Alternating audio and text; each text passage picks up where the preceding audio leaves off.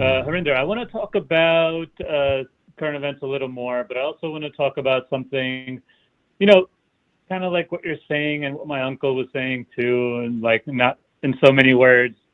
You know, people shy away from Khalsa. People like, you know, I want to say, you know, it's different, man. It's like when you say Sat Sri Akal to someone or you say Vaheguru Ji Ka Khalsa, Vaheguru Ji Ki Fateh, banda like thoda hil janda. You're like, oh, okay, hold on, someone's here, someone's here, you know. And I think, and even India was afraid of Khalsa because I want to get to. I'm glad you mentioned in the article. I don't want to get to a lot of the appropriations that happened with the word Khalsa, but I'm glad you mentioned the Dara Singh movie because I was on YouTube and this was many years ago, and I was watching Dara Singh's interview because I'm a big Panjabi music lover and Punjabi movie lover. And Dara Singh was just talking about his life, and his movie came because he opened up a studio. He actually went back, you know. He went back to Punjab, opened up a studio, tried to do something for his own, you know, countrymen, and his own town, and his own pind. And he made a movie first called Raj Karega Khalsa, he said. But he's like, this is his words. It's on YouTube. Anyone could go find it. He's like, Sarkar ne hon nahi diti. So I had to change the title of the movie. That everything in the movie was the same, but he had to change the title to Sawa Lakh Se Ek Ladoon. So even even Indian government doesn't want Khalsa in a movie. Like what do you say to that, man? Yeah, let's work with two things here. So your first question about Khalsa itself, and then the real Khalsa versus the appropriated Khalsa. Let's talk about it and how it shows up in movies. So let's go back to the context. This phrase appears when the Khalsa description starts. You know how it starts? It says Khalsa soe jo ninda te aage. Khalsa soe lade hoye aage. So Khalsa is not into slandering. Khalsa is the first one to come and fight for the oppressed. Khalsa is the one who's working to eliminate his or her vices. Panch ko mare. You know, these are the vocabularies. These are the descriptions. You know, we are today fighting for the definition of Khalsa. There is no definition of Khalsa.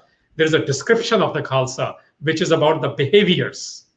You know, and in those behaviors, it also says, Khalsa so jo chade turang, Khalsa so jo kare nit jang. This is part of this Bani, Tankhanama, where the phrase comes. So my point is, when people are talking about the word Khalsa, I think one of the bigger problem has come in when the popular word instead of Khalsa has become Amritari. And please bear with me, don't get too upset at me. Historically, there was no such term. I know what the term means. Amrit is part of how you become a Khalsa. Earlier it was called Pahul, Khande ki Pahul, you know. So I think some of the problem comes in is when we reduce certain things to only ceremonies and they are not noticeable in behaviors. This is, I'm referring to the collective part, right? Otherwise, in the Bani and the history, even in some of the appropriation, it is very clear who the Khalsa is. Khalsa is the one who's not afraid. Khalsa is the one who's going to go take care of business. Khalsa is the one, but the part which we are minusing is Khalsa is the one who is Ram Simar as well. Khalsa is the one, Nit Jang is, you fight internally every day. You don't find external fight every day. When you're fighting internally, you are getting rid of your flaws. You're getting rid of your vices. You're connected to Vaheguru. You are like a Koankar. And when you are like a Koankar, because this is the real goal of the Sikh, to become just like a Koankar. So when you become just like a Koankar, the rule you will establish is also going to be Nirpa Nirvair rule. This is the Halimi Raj idea, or Halemi Raj idea. So the first part about Khalsa, which I was referring to, in the Bani itself, it's so clear that Khalsa is the one jo nirdhan ko pal hai. So we understand that, right? But what we don't understand is Khalsa sohe dusht ko galle. You know, so if you want to do all these things, the descriptions of the Khalsa, historical descriptions of the Khalsa, then after describing this is when Guru Gobind Singh Sahib says, Suno Nandlal eho sach, pragto karao apne raj. After describing the behavior of the Khalsa, Guru Gobind Singh Maharaj says to Bhai Nandlal Goya, now let me tell you the eternal truth, that this is the kind of Raj we will be establishing where there is no caste system. So Those of you who are Khalsa or those of you who are self-identified Sikhs, whether you have gone through the Pahul or Amrit ceremony, ask, do you still, and it's just like caste system, we all think we are, it's just like, anti-blackness idea. We all think we are not racist. We are. It's a question of how racist we are. Similarly apply to the caste. Vaheguru ka jaap japao. Now we are debating whether this can happen or not. We must. This is the behavior of the Khalsa. And this is the one which says, Chade turang udave baaj, tu rakh dekh kar jame paaj, sawa lakh se ek ladao, chada singh tas mukt karao. So my point is, when you go through these things, at the end it says, Raj Karega Khalsa aki rahe na koe, khwar hoye sab milenge, bache sharan jo hoye. This is the behavior of the Khalsa. When the behavior becomes like that of a Kovankar, then comes what kind of establishments you'll be doing. And in those establishments, everyone will be afraid.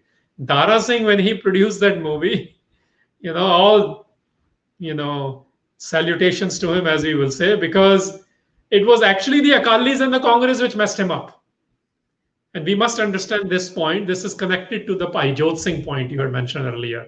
So when a Sikh, an individual Sikh, joins the establishment, and this is my inference, because this is what we are seeing. When an individual Sikh becomes part of the establishment, how do you become part of the establishment? Well, you live in a particular zip code, as we will say today, or you have particular jobs, or you have particular expectations if you want to work with a particular business community or a political community. When they join the establishment, it might be in the form of a political party or any other form which I just mentioned, then they become something less. Then they want to not invoke the Khalsa. This is very interesting. I mean, I'll make it more relevant even for this week. The whole of India is talking about Gurtej Singh today because of what he did with his kirpan with the Chinese soldiers. He's an Indian soldier.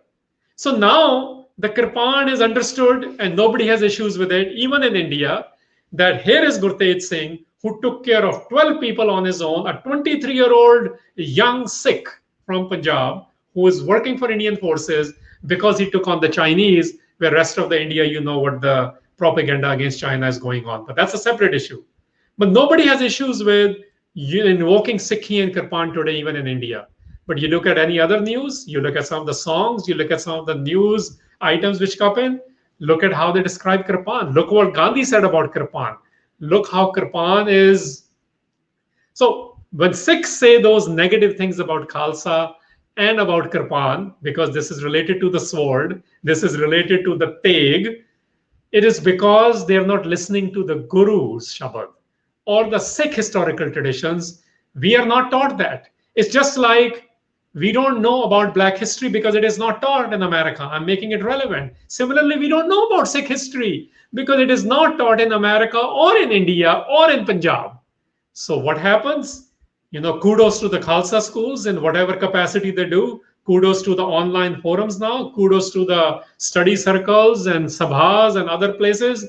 And those who were teaching it, the Gurmat Studies program. This is where we have been learning this. So when those who don't learn this, they are listening to the state narratives or states agencies narratives, whether it is in Pakistan or Hindustan or now anywhere on the globe. And this is why we don't know what a Khalsa is. This is why we don't know who Guru Nanak is. We don't know what Raj is. And we end up with this very confusing state. And the number one way to get out of this confusing state is to rely on the primary sources and the secondary sources to learn about Sikh traditions.